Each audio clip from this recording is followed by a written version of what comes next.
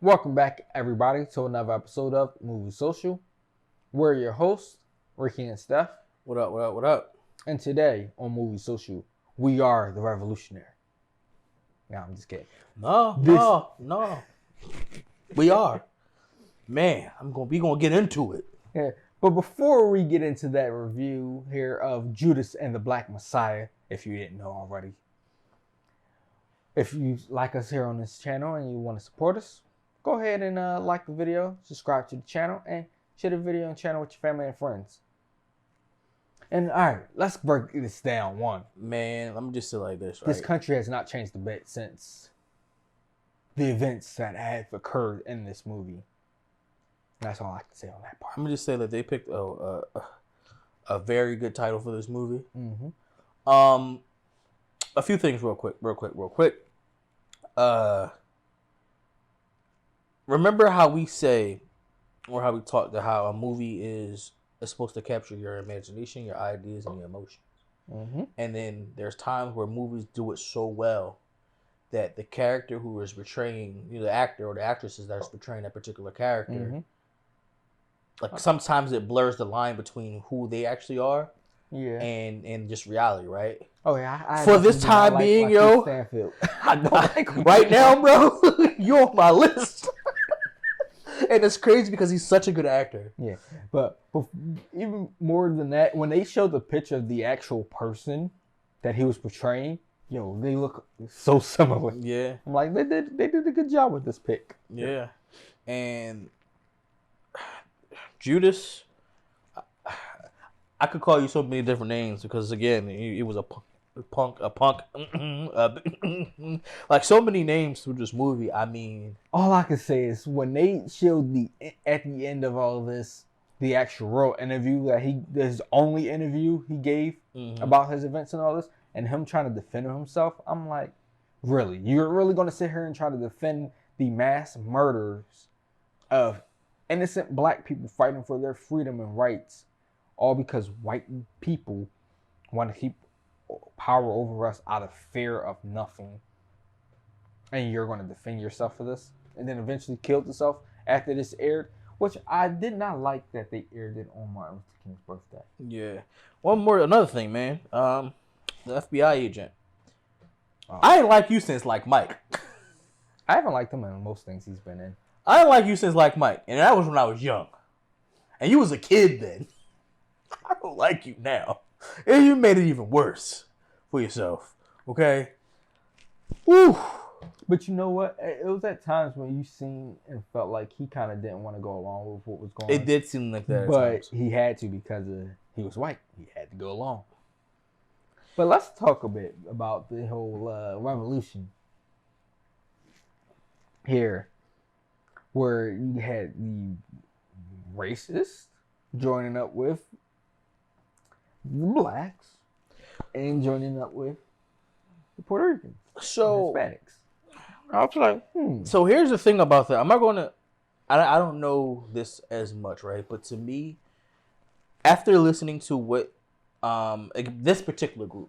Well, I'm not going to say they were full blown racists. Yeah, they were lost sheep. They were more so deep in the heritage of the South, right? But they were in Chicago. Yeah, they were pushed. Apparently, they were pushed from out of being from the South into Chicago. But what they were saying was, I think they called them the Young Patriots, I believe. Yep. To me, this particular group were more so deep enriched with their Southern heritage, and just wanted a piece of the pie. Essentially, it seemed like. Oh, they wanted their freedom. Yeah. They wanted their right, the money and all that. Yeah. Instead of being poor, and so they found common ground. Correct. They weren't more so technically racist towards a group of people per se. Yeah, exactly. They were. But their symbols were racist. Correct. Like Confederate flag. And I was glad when they brought that up. And I was like, oh, spot on. Good. I'm glad that's the first thing you came out and talked about. This movie makes me want to go back and like divulge and read some books and articles regarding the Black Panther Party so much more. because I can't even go into those because I need to talk to members. Yeah, oh yeah, for sure. I can't go off of books and all because as we've seen countless books where it's faked information. Exactly, because I won't get into what books. What happens is, right,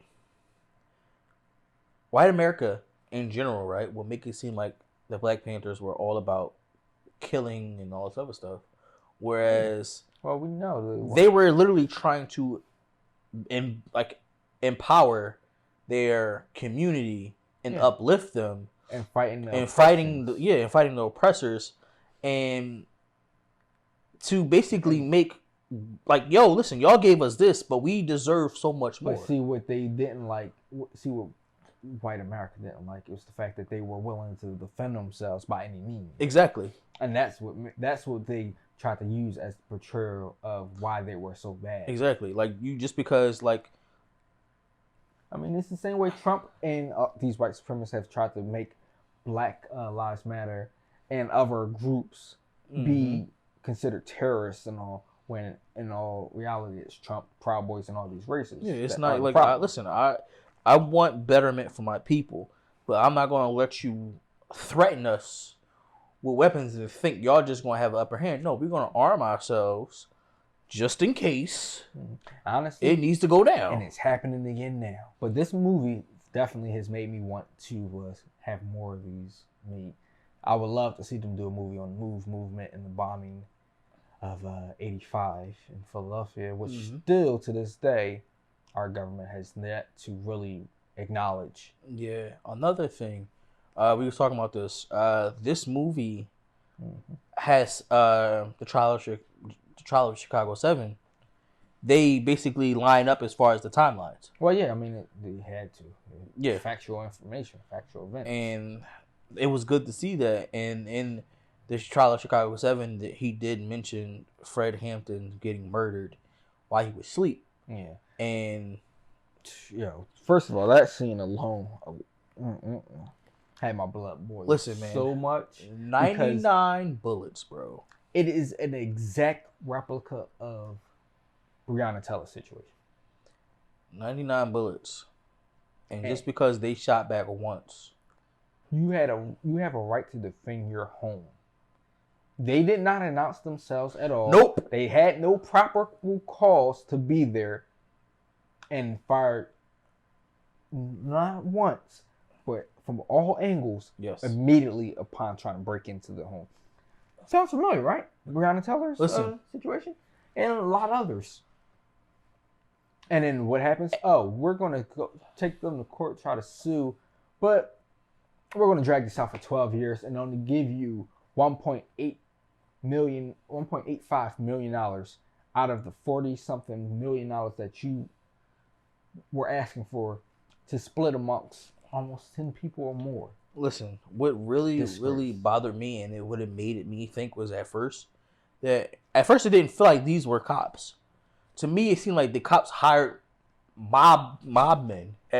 The way they came in with like machine guns and stuff like that. Yeah. I thought at first, like, oh, the cops hired a hired gun essentially. Why would they hire anybody to do the dirty work that they're going to do themselves? They still do it all the time. I mean, I get in that. This movie earlier on, when the cops were out there drinking beer, which is illegal, they out there open and drinking, bro, on duty, wanting to start some. How problems. is it, yo? Yeah, I agree. And what blew my mind, and they had no legal ground to actually be there anyway at the time. What blew my mind is that they literally took gasoline and blew up or set a fire to the building. They blew your mind? They dropped a bomb. No. When I blew my mind, it's like literally like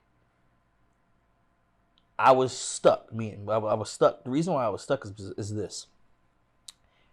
A lot of the stuff that we hear, right, we wasn't around for.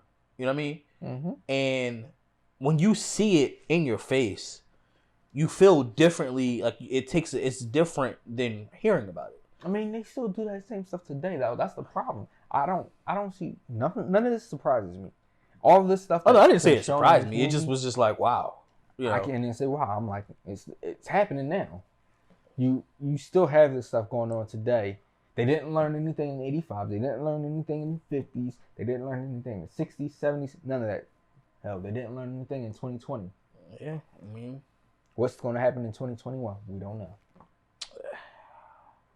Listen, until this country acknowledges their problems as white America having a deep-rooted hate towards any other race and wanting to control and are willing to concede this power that they so think they have, we're going to always have these problems. Yeah. I mean, be it what's happened in the past and Judas and the Black Messiah. Yo, with also, I just want to just, like, before we leave or before I end it, Fred Hampton was only 21, bro.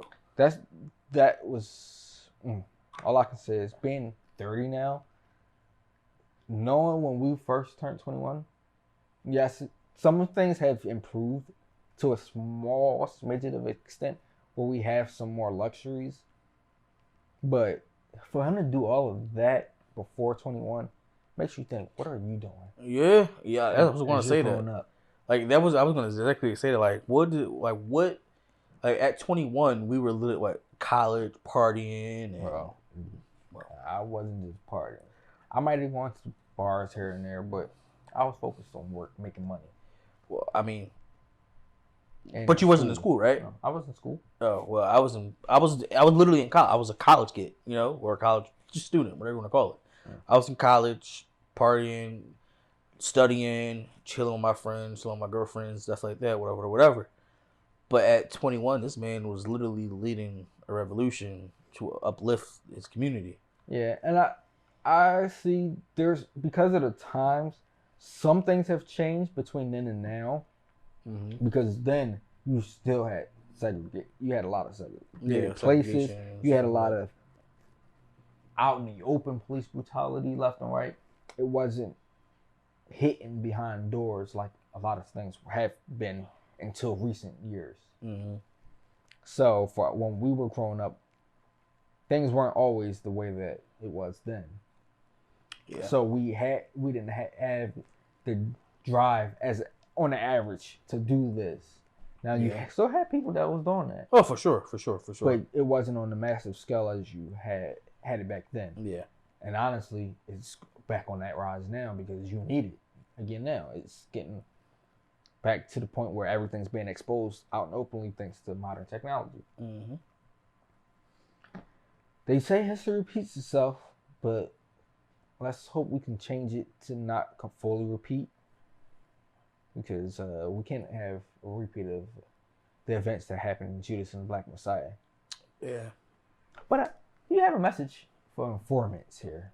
Well, fake informants. Because honestly, watching this, that wasn't an informant. That was a complicit co-conspirator of corruption. Because nothing they did was legal.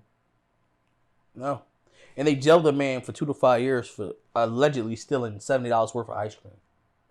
Just to try and get him off the streets. Bro, what? And then when they knew that he was going to go back to jail, they was like, we can't have him go to jail. He could still just be a big martyr or contributor to the cause alive. But they didn't realize either, though. You killing somebody, that creates a bigger martyr than you locking them up and letting them live.